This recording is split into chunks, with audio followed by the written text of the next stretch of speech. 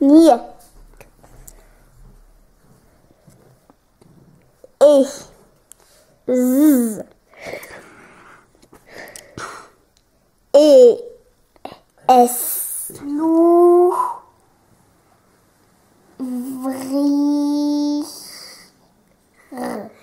L'ouvrir. IER, ça fait. L'ouvrir. IER, ça fait. Non, regarde dans la leçon. Ça fait. Yé. Très bien, donc ça fait. L'ouvrier. L'ouvrier. L'ouvrier. Et. Oui. Le patron. Alors, l'ouvrier Et le patron. Papron, pas. Patron. C'est un T, donc ça fait. Patron. Et le patron. Voilà, date le 29 août de l'an 2015. C'était le petit quart d'heure de quotidien de lecture avec ma fille, là, qui fait sa rentrée au CP dans 3 jours maintenant, 2 jours. Donc, voilà, je lui apprends, comme vous avez pu le voir, évidemment avec la maman, hein, on est d'accord là-dessus. On ne confie pas la responsabilité de l'apprentissage de la lecture de nos enfants à l'école. Donc on s'en occupe nous-mêmes.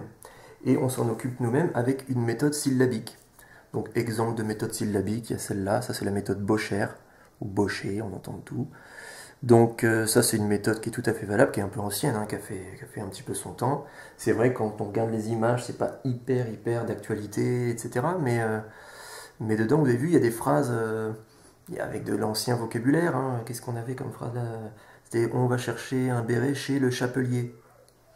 Bon, bah voilà, à 6 ans, c'est bien qu'ils aient lu on va chercher un béret, il faut expliquer béret, il faut expliquer chapelier, etc. Donc c'est toujours mieux d'avoir plus de vocabulaire. Je rappelle que selon les linguistes, le vocabulaire détermine, le nombre de mots de vocabulaire qu'on a détermine notre pensée. Plus on connaît de vocabulaire, plus on peut penser, et donc plus on peut penser, plus on peut argumenter, et plus on peut argumenter, plus on peut être critique.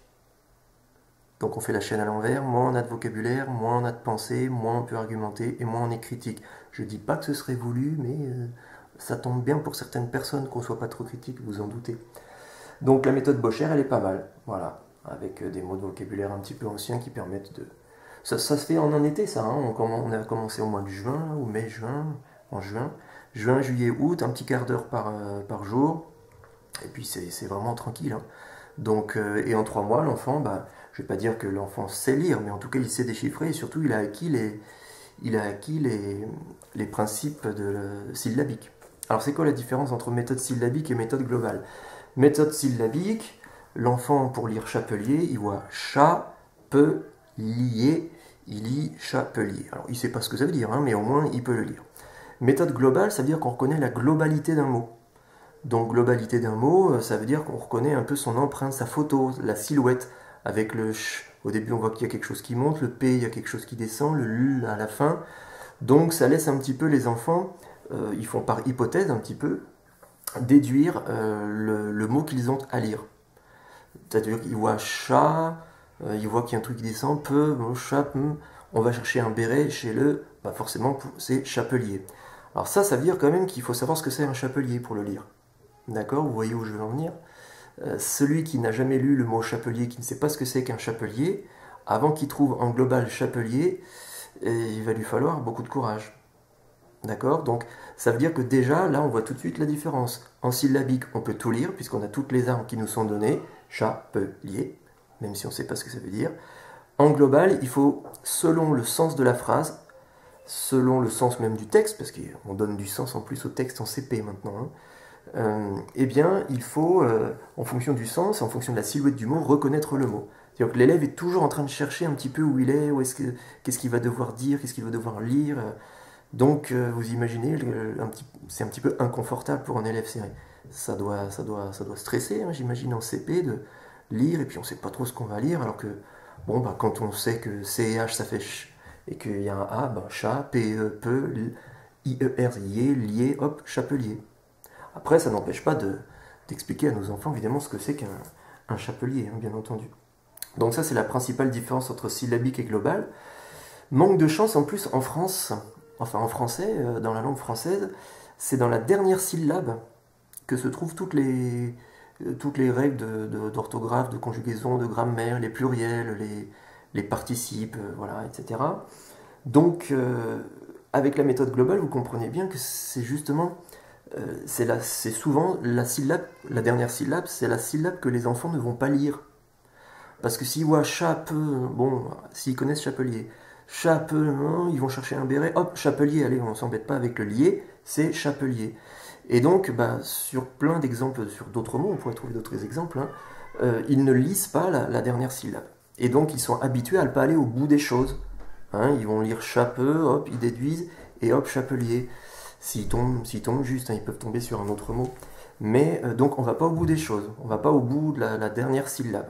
Ça crée quand même des problèmes après en orthographe, en grammaire, etc. Puisque c'est justement là, en français, que se passent à peu près toutes les règles d'orthographe. Tu fermes les portes, s'il te plaît ? Donc voilà, je recommande vivement la méthode Bocher pour aller au bout des choses. Et d'ailleurs, j'ai parlé avec pas mal de professeurs, de maîtres d'école, de maîtresses, etc. Et tous sans exception, quand on leur parle, ils disent « Ah oui, la méthode syllabique, monsieur, vous savez, ça a été la catastrophe, on sait bien les dommages que ça a fait. » Genre, on n'est plus en méthode qu'est-ce que j'ai dit ? La méthode globale, pardon. On sait bien les problèmes que ça a fait, c'était l'hécatombe. Genre, on n'est plus en global aujourd'hui. Alors là, il faut vraiment faire attention. On est toujours en 2015 aujourd'hui. On apprend toujours en méthode globale aux enfants. Il faut que tout le monde le sache. On va vous dire, mais non, c'est plus vraiment global, là, c'est du semi-global. Ça rassure les enfants, ils s'en fichent. Ça rassure les parents, ça rassure les enseignants aussi, parce que comme ça, ils n'ont pas l'impression d'avoir à trancher. Ils sont dans le semi. Mais semi-global, je maintiens que c'est global quand même. Pourquoi je le maintiens ?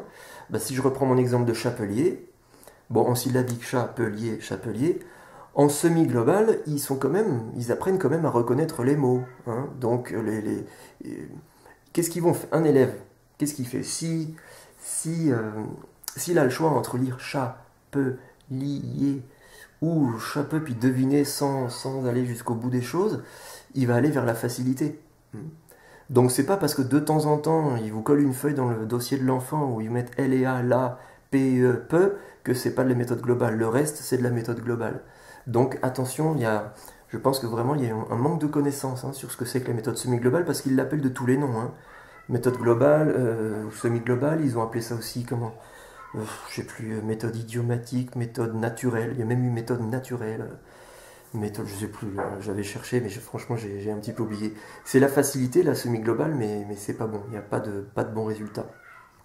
Alors je vous conseille donc cette méthode Bocher, il y en a d'autres, mais c'est vrai que c'est mieux, on va chercher un béret chez le chapelier que Lilo va regarder la télévision. Parce qu'en global, Lilo va regarder, là, oh là là, un grand mot, télévision, on s'embête pas, on va pas lire, on va pas au bout des choses. En global, il déduit selon le sens de la phrase. S'il y en a que ça intéresse, je vous recommande vivement le livre de Marc Lebris. Marc Lebris, L-E-B-R-I-S, un livre qui s'appelle Vos enfants ne sauront pas lire ni écrire, ou Vos enfants ne sauront jamais lire ni écrire. Je sais plus, un titre bien provocateur, mais à dessein. C'est vraiment ça. Et dedans, il y a le témoignage, alors ça c'est pire que tout. Dedans, il y a le témoignage d'enseignants qui apprennent à lire parfaitement à leurs enfants, enfin à leurs élèves en méthode syllabique. C'est ceux qui ont les meilleurs résultats. Et bizarrement, c'est ceux qui ont les moins bons rapports d'inspection, dites donc. C'est-à-dire qu'ils sont catalogués de professeurs rétrogrades, qui ne s'adaptent pas au progrès, qui ne suivent pas les textes officiels, je ne sais plus quoi.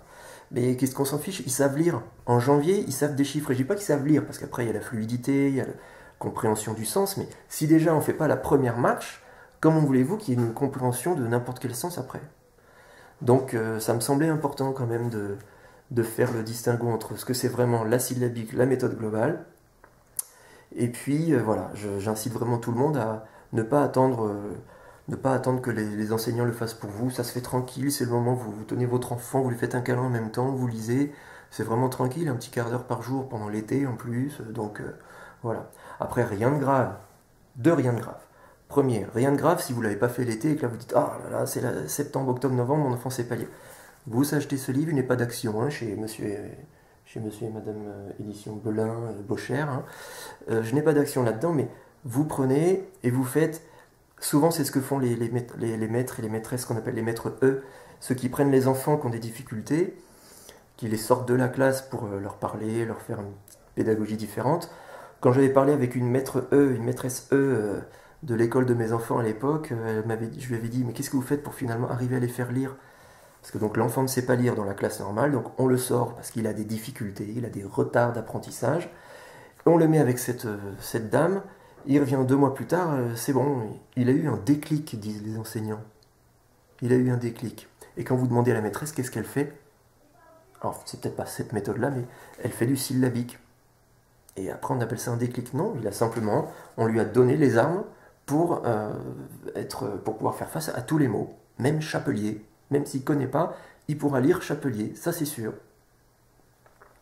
Donc ça me semble quand même important hein, de savoir que c'est ce que font aussi les grands-parents parfois, parce que les grands-parents ont plus de recul sur les choses, donc bon, bah, hop, ils achètent ce bouquin. Il n'y a aucune pub hein, sur ce bouquin, et pourtant, vous voyez, il est toujours connu, il est toujours édité depuis, je sais pas, 20, 30, 40, 50 ans, et souvent en décembre, janvier, c'est le moment où ça se vend le plus. Comme par hasard, au milieu du CP, où on commence à se dire, tiens, il faudrait peut-être qu'il apprenne à lire, donc on va s'y coller. Alors ça, c'était le premier, rien de grave, vous pouvez vous y coller, même à partir de décembre, ça prend 3 mois en faisant 1/4 d'heure par jour. Et un deuxième rien de grave, c'est que c'est vrai que normalement chaque enfant a son rythme. Pourquoi absolument il faut savoir lire à 6 ans et pas 7, 8, 9, 10, 11 et s'il y en a qui demandent avant, à 3, 4, pourquoi pas. C'est vrai. Mais il se trouve que tant que je n'ai pas encore déscolarisé mes enfants pour faire tout gérer moi-même, bon, on est quand même obligé un peu de suivre le rythme. Et vu qu'elle est en CP, là, la dernière, et c'était le cas pour mes 2 grands aussi, vu qu'elle est en CP, ça va être là qu'on va lui apprendre. Donc, je voulais pas qu'elle parte avec de mauvaises bases, parce qu'après, quand on sait pas lire, ben, on sait pas lire non plus un sujet de maths, un sujet d'histoire, un sujet de n'importe quoi. Voilà, j'espère que ça vous aura appris quelques petites choses. Il y a plein de littérature là-dessus, il y a plein de littérature, il y a même des vidéos sur Internet de professeurs, de maîtresses qui expliquent leurs méthodes qui n'ont pas changé depuis 40 ans, etc., et qui ont toujours d'aussi bons résultats. Et bizarrement, la méthode syllabique, c'est la méthode qui correspond le mieux à la fois à l'ouvrier et à la fois au patron. Hein, parce que là aussi, il y a ouvrier et patron, vous avez vu tout à l'heure. Donc c'est une méthode qui convient à tous les milieux, qui est la moins inégalitaire, la moins élitiste. Je pense que... Oh, il y aurait d'autres choses à dire, mais là-dessus, je crois que c'est déjà pas mal. Moi, j'ai fait ce qu'il fallait avec mes enfants, j'ai prévenu les enfants des amis, enfin j'ai prévenu les amis de faire de même avec leurs enfants, ce qu'ils font pour la plupart. Après, bon, voilà, je le dis ici, c'est un sujet qui est trop important pour le laisser faire par l'éducation dite nationale. Voilà, donc vive la méthode syllabique. À bientôt.